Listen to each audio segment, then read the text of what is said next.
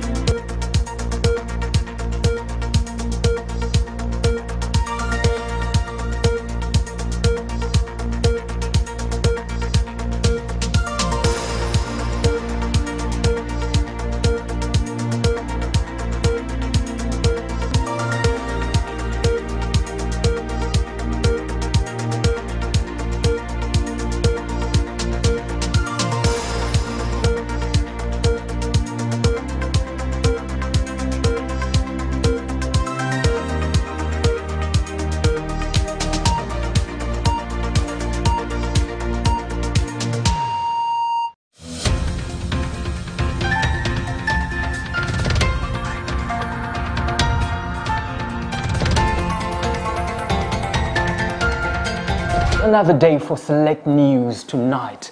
It is, of course, the 7th day of the month of November, the year 2020, and I come to you with Select News tonight. Plenty of current affairs and informative stories that you very well need to be up to speed with. It's exactly 45 minutes past the hour of 8 p.m. Of course, we shall look at the headlines straight away, and I'll be back with more. Making headlines on Select News, a clash of the titans. NRM FDC campaigns clash in Kitgum district as Amuriat faces arrest. And NUP campaigns in Tororo, Busia and Butareja. Crowds dispersed amidst tear gas and bullets. In more news, Museveni campaigns in Kitgum district as opposition demands for academic credentials. In the world of sports, Uganda crane succumbs to vicious fangs of South Sudan. Well, I welcome you once again. My name is Elijah Tudiagumanawe, and I do encourage you to engage with us on all our social media platforms.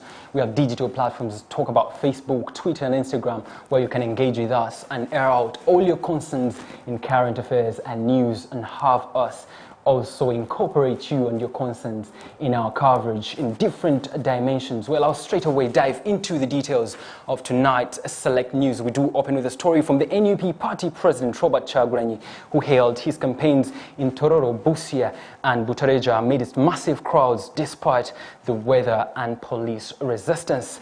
He called for a combined voting culture among the voters and urged all voters to exercise their right to vote. We take a look.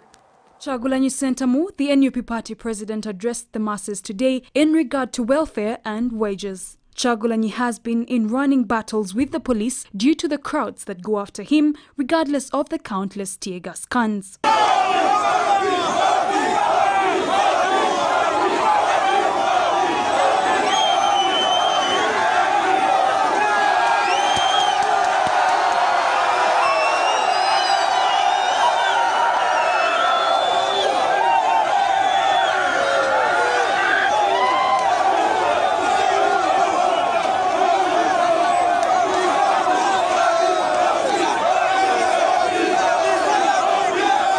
In his speech, Kyagulanyi assured his supporters that there would be no amount of force that would stop him. Tororo here.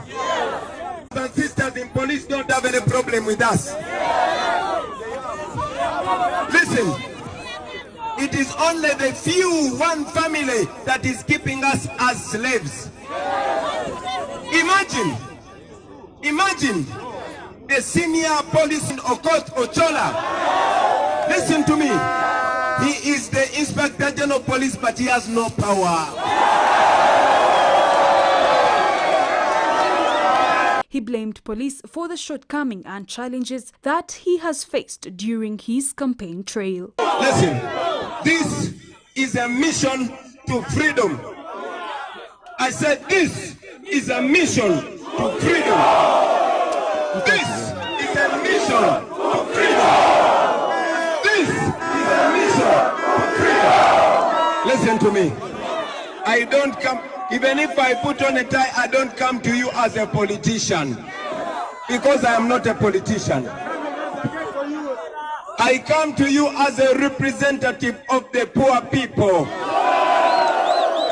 I come to you as a representative. He castigated corrupt officials for stealing land and money from the poor. Because they know that if I tell so many people, if I tell so many young boys and girls here in Tororo, they will never be the same again. So, I want to ask all of you, those who have phones, record me now. Those who doesn't have a phone, record what I tell you in your head. I want you, listen, I want you to go to every ghetto. I want you to go to every club. I want you to go to every market. I want you to go to every village. And I want you to become Bobby Wine. He called for unity among his voters and called for them to practice their rights to vote. And the Ochola does not want to kill people. But because he's given a young boy from Museveni family who gives him the order. You know that, don't you know that? Don't you know that? That is why I want to tell you that we must save ourselves, and one day, listen, one day all those police officers will join us. Disrespected like us. That is why we have to go to a new Uganda. Caro Tumwine for Select News. Well, thank you very much, Caro Tumwine, for that report. And of course, I do encourage you to stick with Ace TV, the only TV that is going to strike a balance throughout the election period. We'll bring you stories from the yellow camp, talk about the red camp that just played out there, and of course the blue camp. We do move on to the blue camp. Patrick Oboya Moriat has today clashed with Museveni in Kitgum district after the Electoral Commission failed to approve an amicable solution to the two parties' campaign trail in the same district. Kitgum police intervened with tear gas and numerous road blocks. We have more. Police today fired tear gas in Matiri where the FDC convoy was en route. The battle between FDC and police resulted from a conflict where the yellow camp and blue camp had collided dates in Kitgum. Yes! Ladies and gentlemen, we are in the Kitgum town. As you can see, we are coming to live from Kitgum town.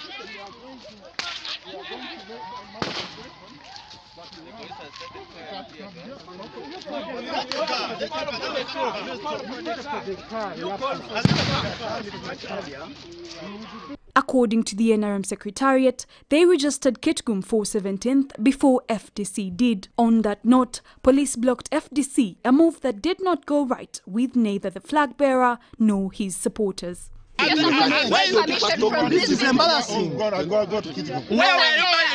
were you during the time of deploying these people? Why didn't you apply also so that you can handle this? I am saying let's go to the vehicle. Afande, don't you think you're supposed to first?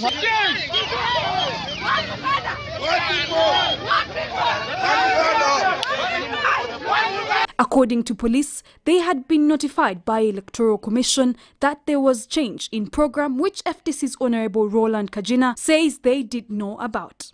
Police instructed Amuriat to campaign in Wamo district first before Kitgum. You are just speaking. For us, we have a program written in black and white. But for us, you are just telling us. You are telling us stories. For us, we have to go. You have the gun, you have the gun, you have everything. But in front of God and the Constitution of Uganda, we are the same. When he became defiant, police arrested him in hope of driving him out of Kitgum, with the FDC convoy following up closely. They overtook the police car, blocking it from proceeding.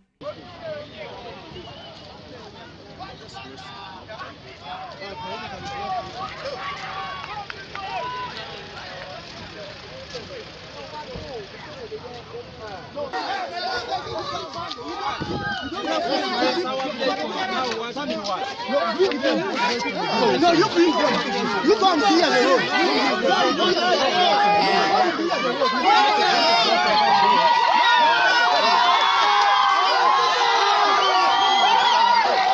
The situation caused traffic along Kitgum-Lamo Road as cars got stuck until police led Patrick Amuriat back to his campaign vehicle. Police then instructed FDC to divert from Kitgum to Lamo district. However, the blue team refused to listen and defiantly drove back to their offices in Kitgum. Police once again arrested Amuriat and bundled him into a different police vehicle and drove him up to OBM village and switched him back to his campaign vehicle.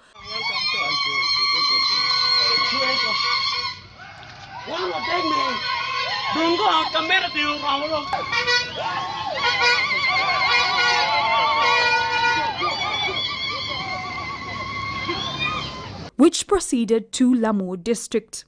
We spoke to the Electoral Commission's Paul Bukenya about the matter, and this is what he said. I'm supposed to be there today, Shamila. I'm telling you, this is the Electoral Commission. Informed them that their program, which they planned, was conflicting, it was clashing. And the first group to book for Kitgum was NRM. They booked on the 3rd of November. These ones booked they brought their program on the 9th. Today, Patrick Amuriat Oboy started his campaign by visiting Awan Misera Odong, who gave him blessings.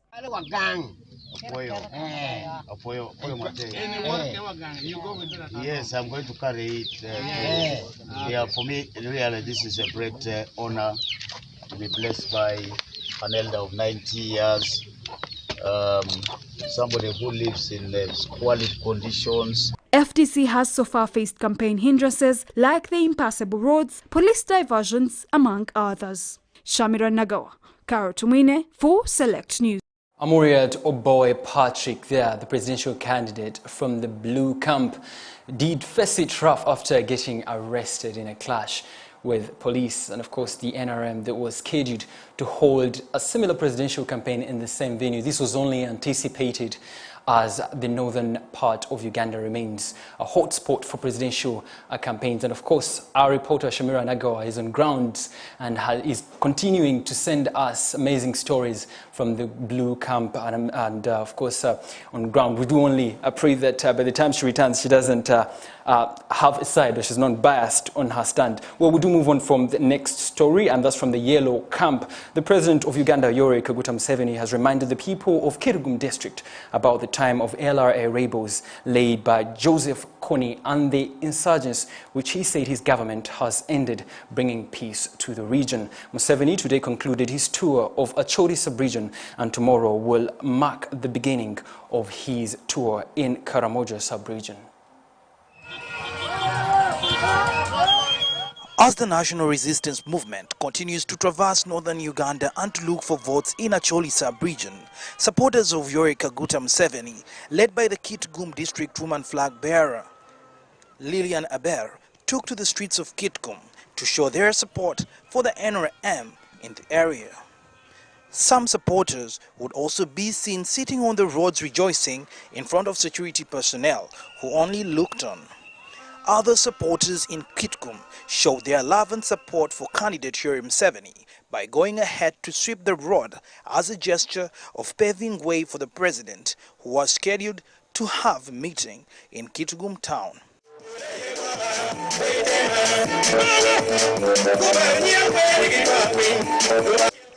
In the afternoon, leaders of the national resistance movement from the districts of Lamon, Agago, Pader and Kitgum met the president at Boma grounds in Kitgum. In his speech, Museveni asked the people of the Acholi sub-region to show him their support for the role he played in ushering in peace in the region. So many people, you know, dying like as if. Now, the NRM has been here for these years. And as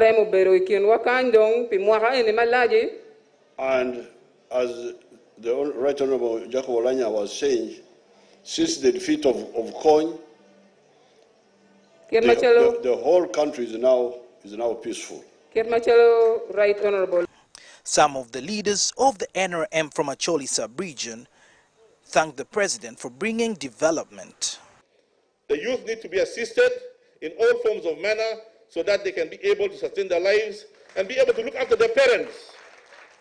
As the youth become older, their parents become even much older.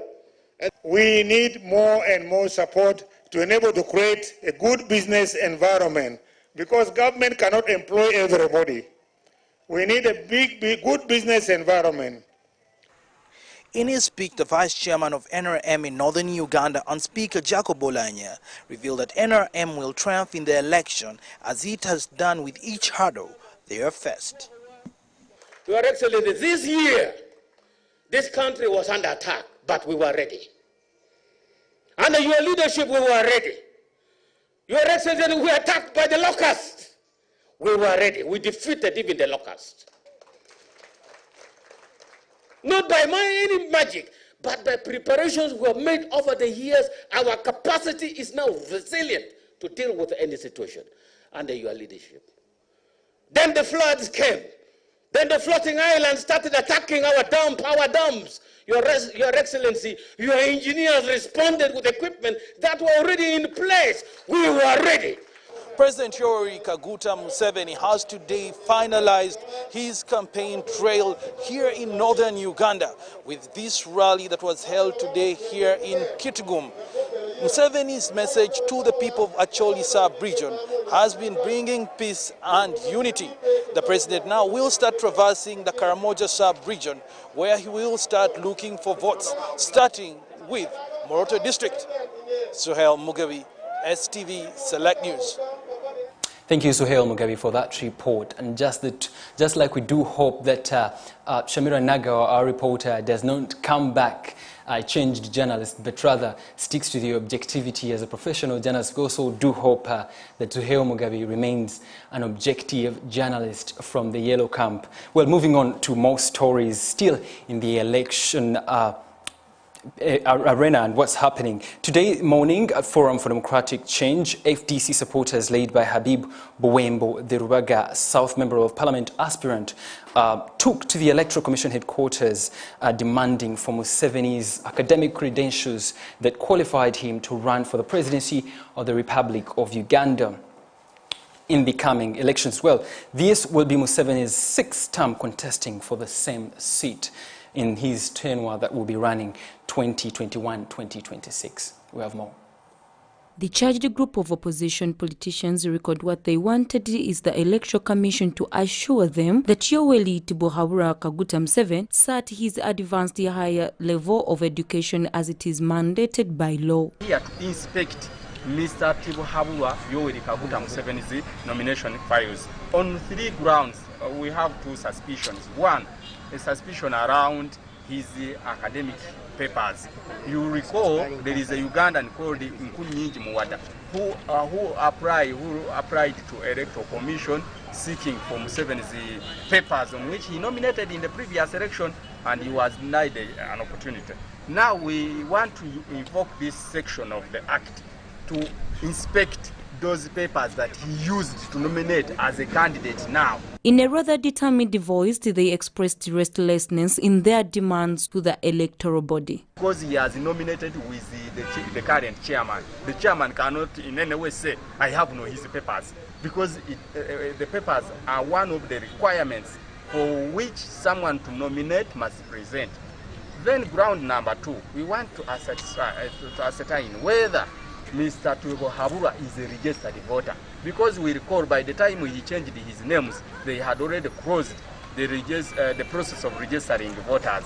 So we want to know, Tibuhaburwa, is he a registered voter or is not? They added this is the right time to ask for Museveni's academic documents because they don't want him to waste his party's money with omitted credentials. The group threatened to drag the Electoral Commission to court if their demands are not respected. If we fail here, then we shall use other legal means, because Electoral Commission is also liable to be sued.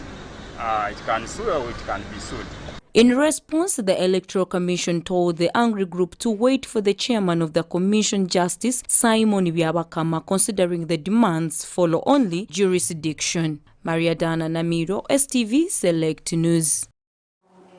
Well, thank you very much for sticking to Ace TV Select News in particular. I'll be moving straight away to COVID updates and how Uganda is performing as per handling the pandemic is concerned. It's very, very hard to maintain social distance and also to avoid contact during a period like this when supporters and various electoral aspirants are more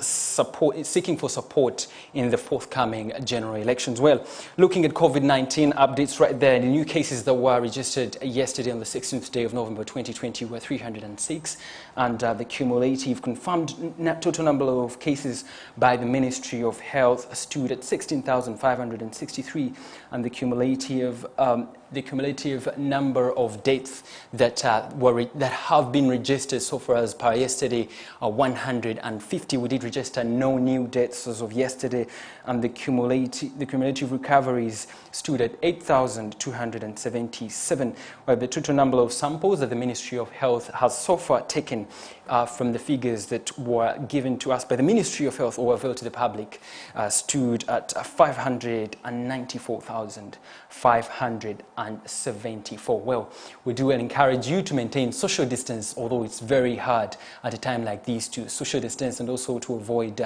contacts. But at STV, we encourage you to wash your hands, wear that mask or a face guard, and maintain social distancing, not only for yourself, but to other people in the society where you do reside or work from or go to school to, or any friends that you have. It's very important you protect the people in your life at a time like this. You see that we make COVID-19 history as well as making 2020 history as we do come to a close, we do come closer to a conclusion of 2020, which has been a very hectic year, full of challenges. Well, Select News will take a very short break and we'll do return with more news. Just stay with us.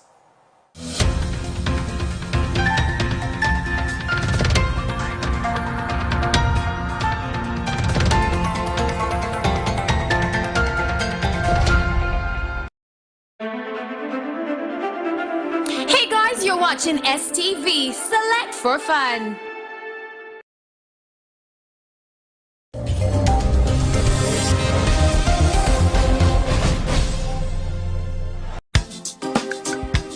Ensonga nnyingi eziruma bannayuganda omuli ebyobufuzi, ebyenjigiriza, enkulaakulana ssaako n'obuweereza bw'abakulembeze. Wano ku STV ensonga zino zitukwatako. Twegatteko buli Basande okuva ku ssaawa 12:45 okutuuka ku ssaawa 1:30 ez'ekawungeezi mu pulogulaamu Zenga Bwendaba, nga tukubaganya ebirowoozo ku biri mu ggwanga ssaako n'okutuusa eddoboozi lyaffe eryawo bekikwatako. Wano ku STV nange Hasif Ssekiwunga. Hey guys, you're watching STV Select for Fun.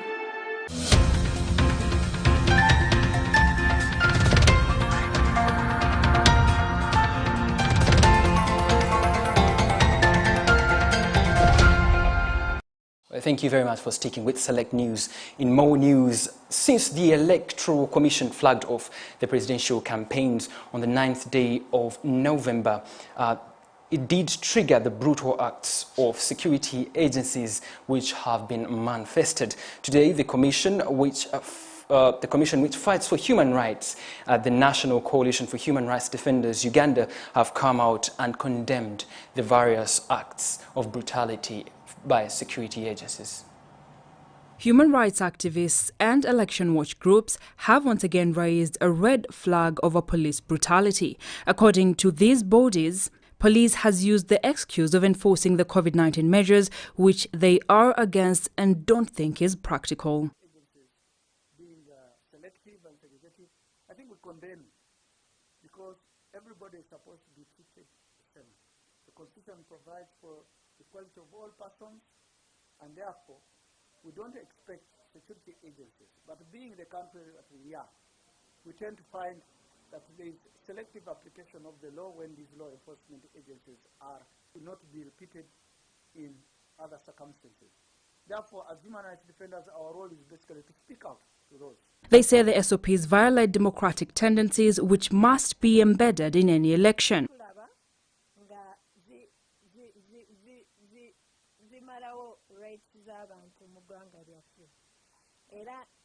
Y'omulimu gwaffe nga human rights defenders okulaba nti constitution ya Uganda especially article ebakawaayi ka 38 kateekeddwa mu nkola tulaba nti buli Munnayuganda yeetabaganya mu byokulonda oba mu byokubeera nga eddembe lye lyalina okuteeka mu maaso oba byayagala eddembe ly'okukolebwa gavumenti esobole kulaba nga ebiteeka mu. Journalists, the Fourth Estates have also witnessed and been part of this violence. Stop speaking out against the violations and abuses that we see going on in this country.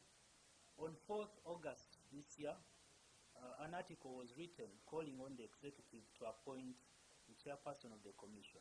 The coalitions want these brutal acts to stop with immediate effect, and they urge the Parliament of Uganda to debate and pass human rights defenders' law to explicitly recognize the legitimate work of human rights defenders in Uganda.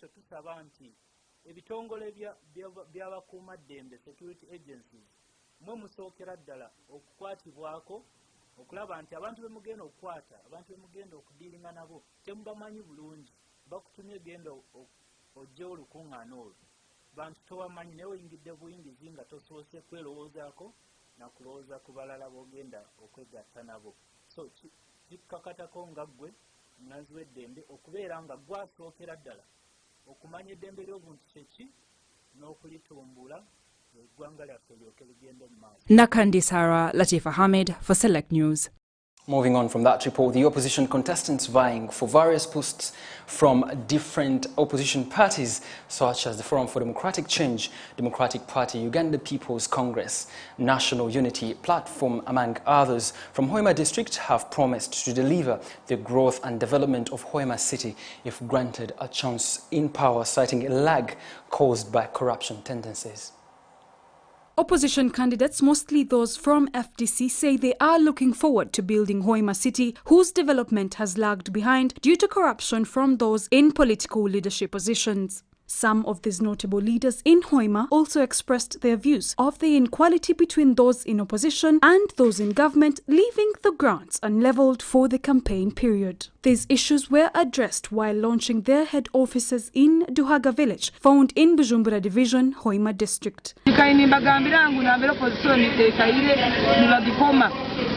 Sinti agenda igulu kulo mpalani n'omukanso zikuno abantu government ebakoleire genda kasese hane sente zabale za Bunyoro Development Fund ebilioni ruwenda omukuru Salimu Salaka Zimba yaswala kasese kuli. Nakato Asinansi, who is contesting for Woman MP Hoima, said if people entrust her with their votes, she will begin with rebuilding Hoima. Ngenda kuwananga na butuweke hembe kulo rangu twafuna City Standard Hospital. Oh, we're on a ambulance. Again, about 24 hours. Using the same avenue, Karuhanga, a contestant for the youth MP position in Hoima, raised his concerns regarding the youth's pressing challenges, especially underdevelopment, unemployment, etc. Omuntu okugonza omwiba, omuntu okugonza omuyita, omuntu okugonza yakana nawe, twendangane mu mulingo gw'ennyawukana, tutabala ebitebe, tutabala ekkala, tutabala tribes. This complained of issues marred in internal circles and associations in sharing financial support offered by government. One of the residents in Hoima, Bernard Mutiaba, whined of the various challenges affecting Hoima as a town, especially poor infrastructure, where most buildings are in poor conditions.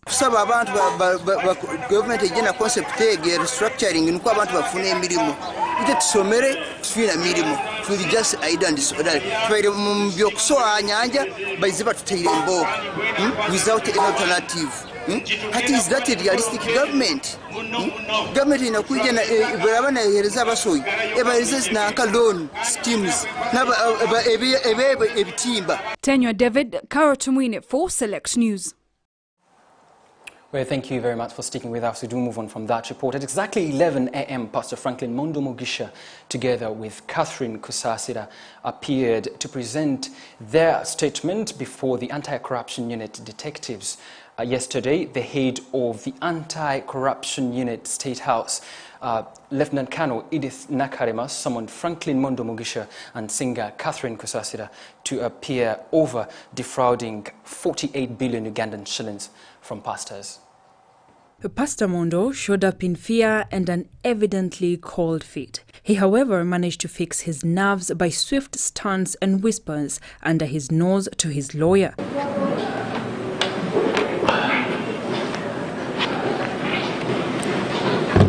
After a short period of time, Catherine Kusasira appeared for interrogation and cross-examinations.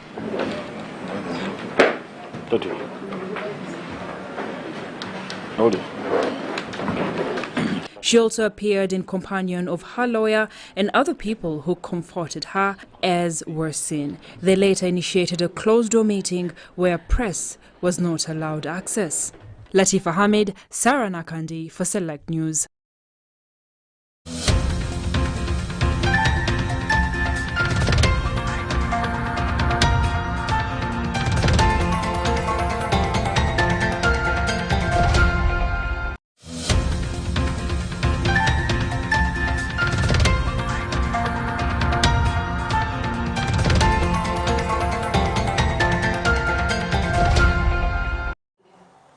Well, I do welcome you to our business segment, and of course the story that I'll open with does speak volumes on the consumption of local content. Talk about Buy Uganda, Build Uganda, Boo-Boo. Well, Ugandan local firms have been losing out to international players in clinching big deals in the local market, but this could soon be reversed if a new business model that thrives on partnerships and joint ventures succeeds. Juma Kalema Katakulimuki, the managing director at one of the local companies, revealed during a business meeting of engineering firms that the local firms are seeking for partners that will enable them win contracts of more than $5 million US. Well, that was all we did have for you in our business segment. And of course, that particular story doesn't come in as a package, but it's a story that speaks volumes on consumption of local content. Buy Uganda, Build Uganda, like I just said. Well, Select News will take a short break and we'll come with what's happening in the world of sports. Stay with us.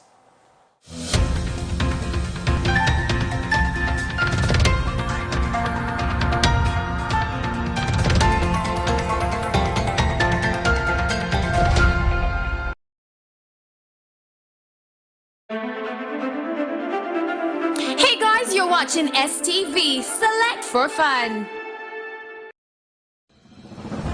Ng'ebbugumu mu byobufuzi lyeyongera buli lukya. Naawe munnayuganda kikkakatako okumanya n'okugoberera ensonga nga bwe zitambula. Wano ku STV tugenda kuba nga tukuleetera abasunsuzi b'ensonga z'ebyobufuzi mu pulogulaamu yaffe Eŋŋanzi Zaabike. Buli lwa 6 ssaawa 6 ku 8 ez'emisana.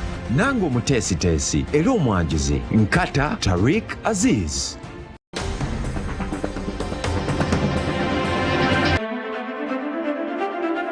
Hey guys, you're watching STV. Select for fun.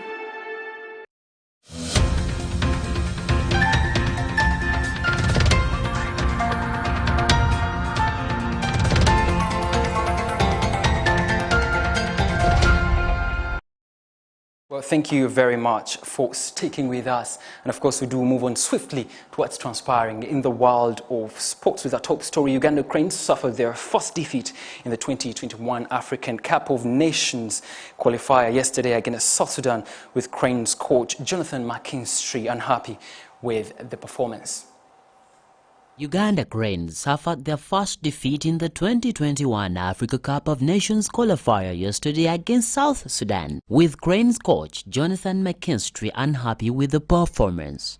McKinstry, who also suffered his first defeat as Cranes coach after 12 games in charge, admitted that his side wasn't good enough in their 1-0 defeat at the Nyayo National Stadium in Nairobi. McKinstry admits that his side did not start the game well and had a more difficult task when they went down to 10 men after Khalid Aucho saw red card for a tug on Tito Okello in the 30th minute. Ugandan-born striker Tito Okello scored the only goal of the game from the spot 5 minutes later after Abdul Kalim Watambala fouled Makweth Wall inside the area. Uganda came close to finding the equalizer, Farouk Mir hitting the crossbar, while Emmanuel Okwi had his goal ruled out for offside. Cranes remain second on the Group B log with 7 points after 4 qualifiers, while South Sudan picked up their first win in the qualifiers and remain bottom of the group though. Now, Malawi's draw with Burkina Faso means that Uganda needs at least 4 points in the last 2 qualifiers against Burkina Faso and Malawi to seal qualification. But the Cranes can also qualify if they win over Burkina Faso in their next qualifier due March 2021 and Malawi doesn't win against South Sudan. Tini Rukabwe, STV Select Sports News.